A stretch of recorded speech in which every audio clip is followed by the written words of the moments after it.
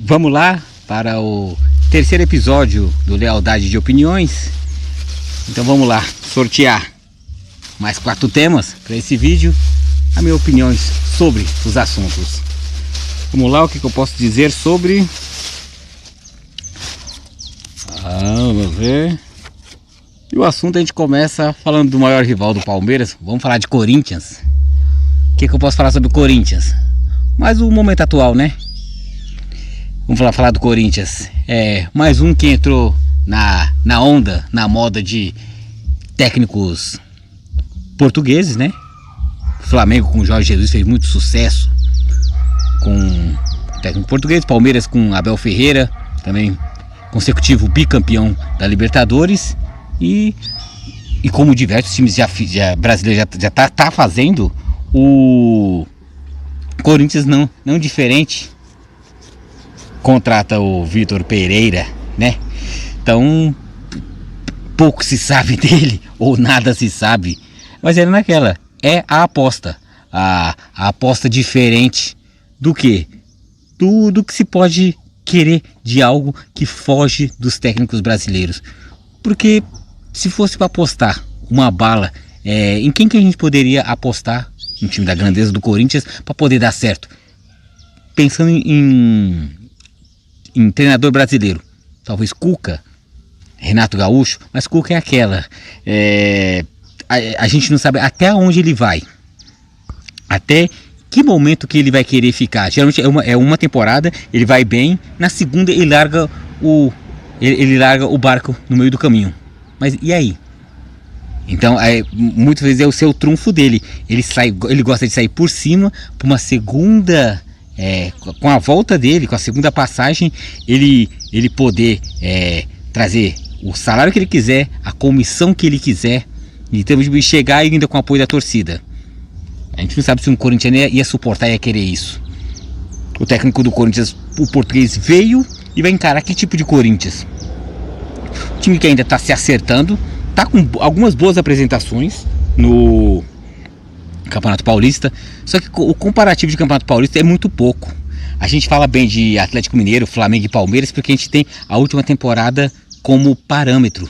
Mas você pegar esse novo Corinthians que já teve essas peças no final do Brasileirão, conseguiu sim um feito legal, conseguiu fase de grupos na Libertadores, que eu tava achando que o Corinthians ia pegar uma pré, o Corinthians até me surpreendeu, né? Então, bom para os corintianos.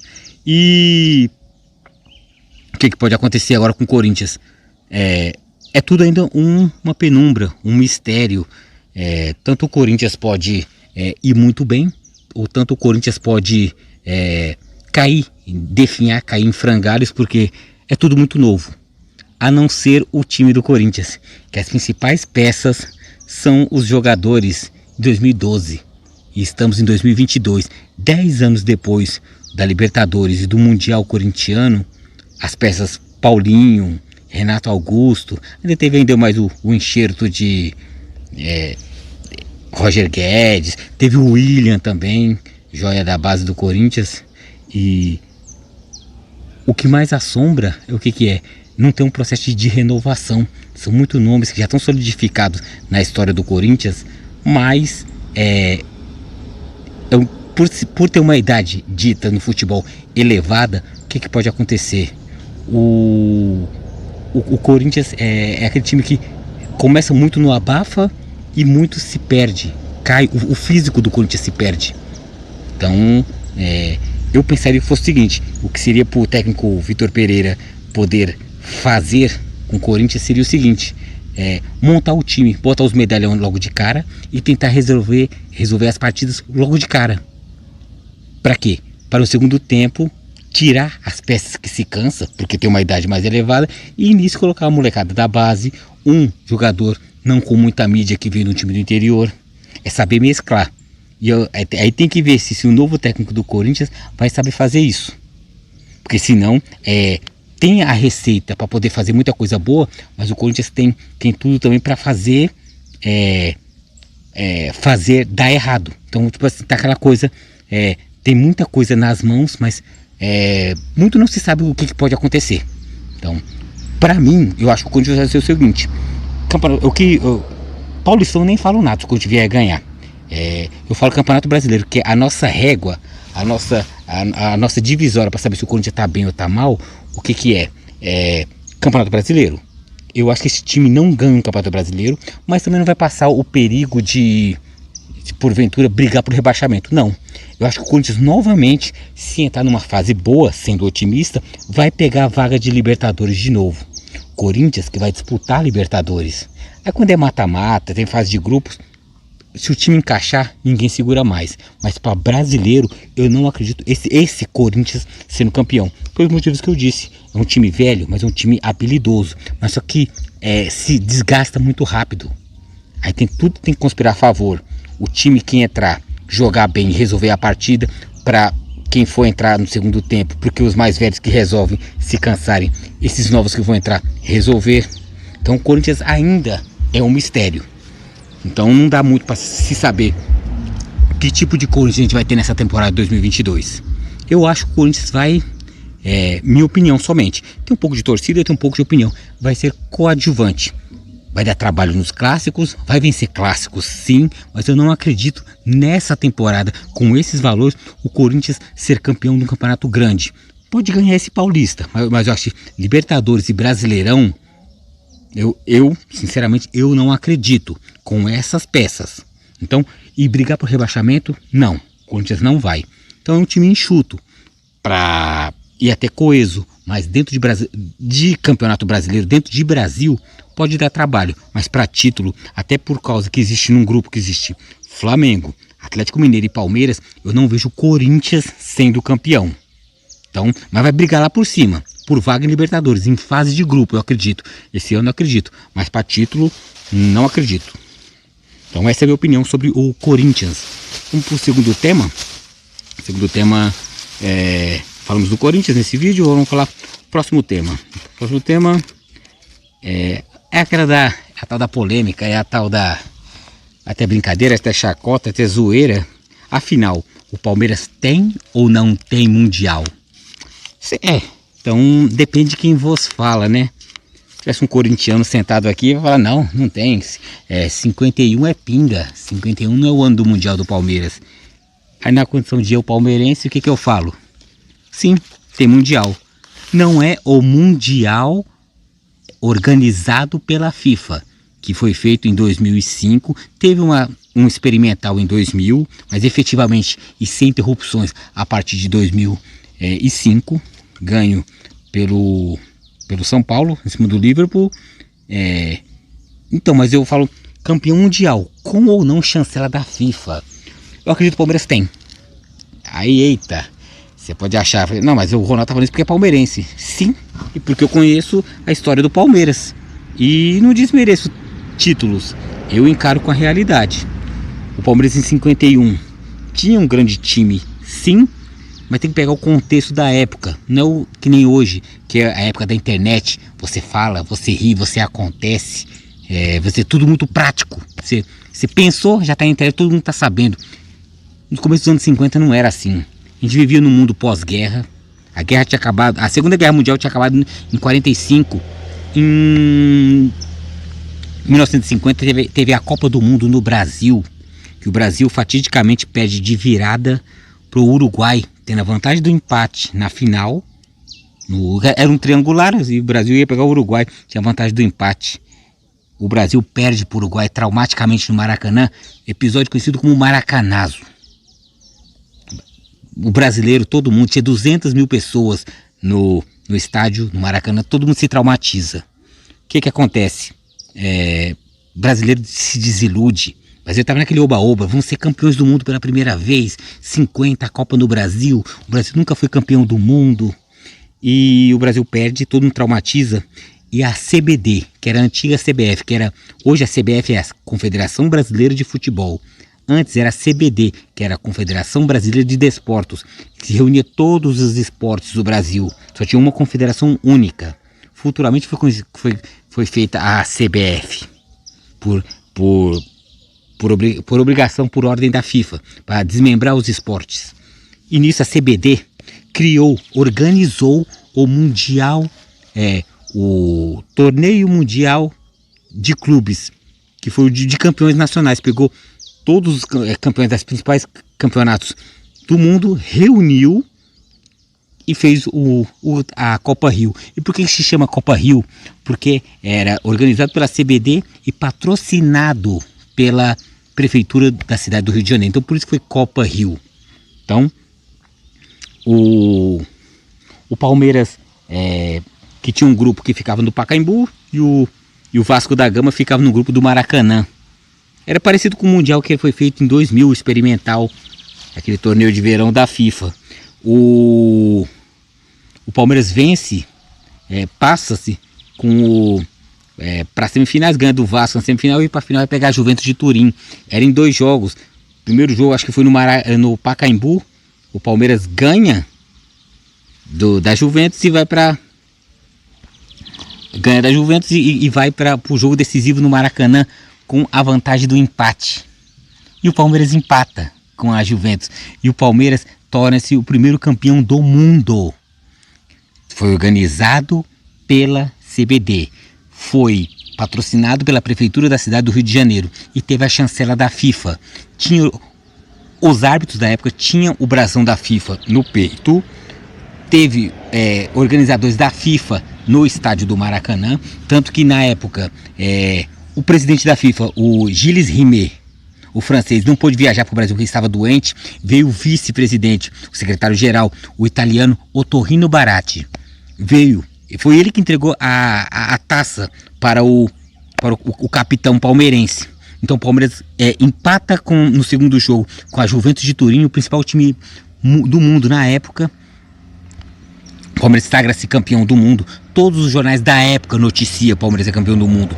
200 mil pessoas, 200, o público de 200 mil pessoas no Maracanã, todo mundo, ninguém gritava Palmeiras, todo mundo gritava Brasil. Era como se o Brasil tivesse sido campeão do mundo.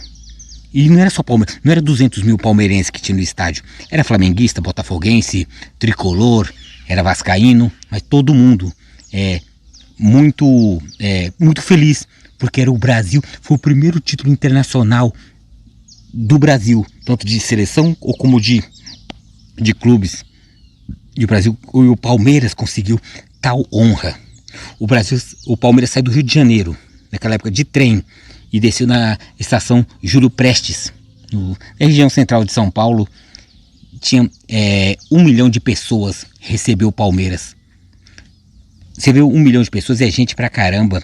E hoje a cidade de São Paulo tem 12 mil pessoas, 12 milhões de pessoas. Naquela época, São Paulo tinha 5 milhões, sendo que 1 milhão estava na porta da estação Júlio Prestes para receber os campeões do mundo. Então, 1/5 da cidade, imagina isso, na porta de uma estação para poder receber os campeões do mundo. O jornal Gazeta Esportiva, o estado de São Paulo, todos os jornais importantes da época noticiou Palmeiras campeão do mundo. Anos depois o Palmeiras foi buscar essa chancela da FIFA. A FIFA outorgou que o Palmeiras era campeão do mundo, depois voltou atrás. Por quê? Porque criou o Mundial de Clubes feito pela FIFA. Então é que ela desmereceu todos os outros. Então, da mesma forma que o Palmeiras é campeão do mundo, mas não pela FIFA. Da mesma forma que me dá o jeito de dizer que os intercontinentais que teve de 60 até 2004 são intercontinentais, não são mundiais. O São Paulo, que diz que é tricampeão do mundo, na verdade é somente campeão do mundo. Somente entre aspas, porque é um título muito grandioso. O São Paulo é bicampeão intercontinental. O Flamengo é campeão intercontinental. O Grêmio também. Então é isso que eu falo. Eu considero o Palmeiras, sim, campeão do mundo. Com méritos ou sem méritos, não sei, quem depende de quem. Eu falei, a história quem conta um conto aumenta um ponto. Porque eu vou contar a história do jeito que eu quero que ela seja contada. Você vai contar da sua forma. Então eu acredito, o Palmeiras, eu tenho orgulho de dizer, o Palmeiras é campeão do mundo. Não organizado pela FIFA. Foi um torneio que teve a chancela da FIFA. Da mesma forma que os torneios que teve a chancela da FIFA, os Intercontinental, você São Paulino, você flamenguista, você vai dizer que seu time ganhou. Mas na verdade não, é Intercontinental. O desafio Europa, América do Sul. O Mundial é de 2005 para frente, né? Então é minha opinião. beleza? Então foi o segundo tempo. Falando de Corinthians, né? Então, de Corinthians falamos, afinal o Palmeiras tem ou não tem Mundial? Já foram 2 tempos, vamos para o terceiro? Vamos ver. O que eu acho sobre torcer para políticos, que é a moda que a gente está tendo. Tá tendo a moda que também é gostar de funk, gostar de sertanejo universitário. Tem a moda também de ter os seus políticos de estimação. Os que eu acho uma idiotice, sinceramente. Eu tenho os meus votos sempre foi de orientação um pouco mais inclinada para a esquerda. Desde pequeno, por trato familiar, por muitas coisas que eu conquistei, por muita coisa de governos de políticos de esquerda. Mas a única coisa que eu fiz, eu nunca tomei para mim em discussões com amigos ou com parentes, querer eu brigar com alguém numa discussão porque eu amo tal político, eu odeio fulano. Eu gosto do Lula, eu odeio o Bolsonaro. E eu brigar com pessoas do meu convívio por causa disso, não, isso eu não faço. Por quê? Porque eu sei ver o político que eu voto, eu sei muito bem o que ele faz de bem e o que ele faz de mal. E o que eu não voto também. Não é porque eu defendo, porque eu voto em tal que eu voto em tal político, eu vou ficar defendendo ele com vida ou morte. Porque eu sei que no frigir dos ovos é tudo mais do mesmo, é tudo farinha do mesmo saco. Então o que acontece? Tenho minhas preferências políticas, mas jamais vou ter político de coração. Sei que para fazer política no Brasil tem que ter conchavo, tem que ter aquele tomar lá da cá, senão você não governa. E se você não sabe sentar e conversar até com seus opositores, você não governa. Então um dos maiores pecados do presidente atual é o que é? Ele não saber conversar com os opositores. Só ele presta, os outros não prestam. Uma das coisas boas que muitas vezes o Lula tem, o que era? Sentar e conversar até com quem ele não gosta. Fazer aliança até com quem ele não gosta. Por quê? Para poder governar. Isso é ser político no Brasil. Né? Então essa é a minha opinião. Então eu achei errado ter político de estimação. Você tem que saber pontuar o que é certo e o que é errado. Então, e não é somente porque você escolheu o que é certo. Você pode ter escolhido o errado. Mas saber, e você não arranja inimizade porque você tem um político diferente. Então, ou é Bolsonaro ou é Lula, ou é Palmeiras ou é Corinthians, ou é verde ou é preto. Não, isso é estranho, é pensar muito pequeno. Então, o último tema do vídeo de hoje, do nosso terceiro episódio, vamos falar o que eu acho sobre as SAFs. Então, o que seria a SAF? Sociedade Anônima de Futebol. Os clubes e empresas que estão surgindo agora, o clube e empresa eu diria, vou dizer melhor, acho que eu me expressei errado. Clube agora com donos, né? O Cruzeiro com o Ronaldo Nazário, Ronaldo Fenômeno, o Botafogo com o John Textor, que é dono até do Crystal Palace da Inglaterra, da Premier League. E o que eu acho sobre essas SAFs? Sim, é benéfico, é preciso, é necessário. Mas o que eu acho errado é você achar que o seu time agora vai ganhar tudo por causa disso. As sociedades anônimas de futebol, as SAFs, elas veio por quê? Para poder fazer gestão empresarial, gestão de empresa em clubes que eram sociedades anônimas, somente eram clubes e eram falidos. A partir do momento que você compra e você coloca o seu dinheiro lá dentro, você quer uma gestão correta, né? Você não vai querer que sujem, que roubem o seu dinheiro. A partir do que alguma instituição tem dono, você vai querer progredir, você vai querer lucro, você vai querer o melhor. A partir quando é clube, sei o que é lá, futebol clube, sociedade esportiva, não sei das quantas, muitas coisas acontecem por debaixo dos panos, a não ser quando mexe com o teu dinheiro, né? Você reclama que político, fulano é ladrão, é robô e não sei o que, porque é o dinheiro dos outros. Se for o seu, você corre atrás. Você não vai ficar só no discursinho. Por isso que eu falo, é uma gestão séria e correta, as SAFs, mas não vai ser a salvação do futebol. Você achar que agora um Botafogo vai ganhar tudo, um Cruzeiro agora vai sair da Série B e vai partir direto na Libertadores? Não vai. Depende, tem que fazer a somatória e as junções de uma boa gestão com bons times para poder conquistar títulos. Porque você pode fazer uma boa gestão empresarial e ter lucro, mas se você, de alguma forma, não conquistar títulos, todo esse seu serviço para você, tudo que você fez, nada vai adiantar. Então essa é a minha opinião sobre as SAFs. Então a gente acaba o terceiro episódio e agora vamos já para o último dessa saga, 4 episódios. E gostando muito de fazer. Então, conto com a sua audiência. E obrigado, valeu.